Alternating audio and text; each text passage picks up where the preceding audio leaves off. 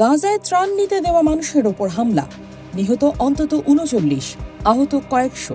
ত্রাণ নিতে গিয়েছিলেন, পেটের ক্ষুধা হয়তো সইছিল না আর, কিন্তু ফিরলেন লাশ হয়ে।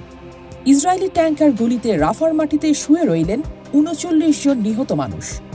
১ জুন ২০২৫, স্থান গাজা উপত্যকার রাফা। সেখানে ছিল একটি বিতরণ কেন্দ্র। সাধারণ মানুষ এসেছিলেন শুধু খাবারের আশায়, একটু সহানুভূতির খোঁজে।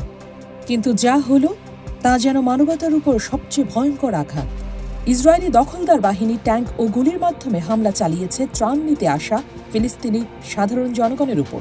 এই হামলায় এখনো পর্যন্ত নিহত হয়েছেন ৩৯ জন। আরও ২২০ জন মানুষ গুরুতর আহত, যাদের মধ্যে অনেকে মৃত্যুর সঙ্গে লড়ছেন। ঘটনাটি ঘটেছে হিউম্যানিটেরিয়ান ফাউন্ডেশন GHF এর বিতরণ কেন্দ্রের সামনে। একটা বিতরণ কেন্দ্র যেখানে মানুষ এসেছিল ক্ষুধা মেটাতে, কিন্তু সেখানেই নামলো আগুন। ৩ মাস ধরে গাজা রয়েছে সম্পূর্ণ অবরুদ্ধ। আগে যেখানে জাতিসংঘের মতো নিরপেক্ষ সংস্থা ত্রাণ দিত, সেখানে এখন নিয়ন্ত্রণ করছে একটি বিতর্কিত সংগঠন, গাজা হিউম্যানিটেরিয়ান ফাউন্ডেশন। গত মাস থেকে এই সংস্থার মাধ্যমে ত্রাণ বিতরণ শুরু করে ইসরায়েলি কর্তৃপক্ষ। কিন্তু অব্যবস্থাপনা, দুর্নীতি আর অনাহারের মাঝে ক্ষুধার্ত মানুষ ঠেলে পড়ে নৈরাজ্যে। তারা হামলা করেনি, তারা লুট করেনি, তারা শুধু খাবার চেয়েছিল, বাঁচার একটা সুযোগ চেয়েছিল।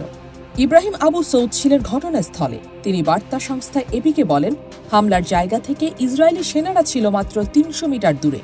তিনি বলেন, আমার চোখের সামনে মানুষ পড়ে যাচ্ছিল, কেউ গুলিবিদ্ধ হয়ে পড়ে যাচ্ছে, কেউ চিৎকার করছে। একজন মারা গেলেন, আমরা তাকে তুলেও নিতে পারিনি। এটাই কি মানবতা? এটাই কি আধুনিক সভ্যতা? এই হামলা কি ত্রাণের নামে চালানো আরেকটি গোপন অপারেশন, নাকি বিশ্ববিবেকের মুখে সপাটে একটা চর?